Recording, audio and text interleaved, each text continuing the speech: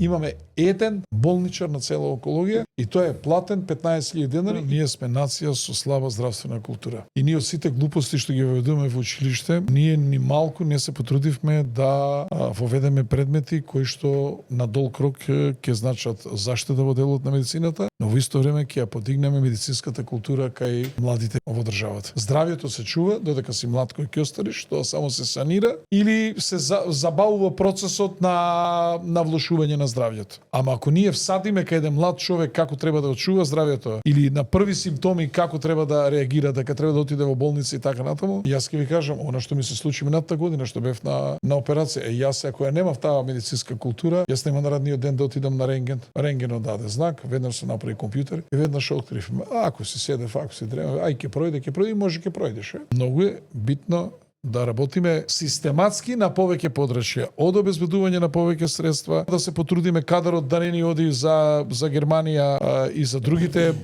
европски земји. Поготово исто така е битен многу овој средниот медицински персонал, медицински сестри, виши медицински сестри, болничари и така натаму. Една пријателка на онкологија вика, имаме еден болничар на цела онкологија и тој е платен 15.000 денари и тоа без стаж, може замислите. Знаете ли колку тешки пациенти има тоа?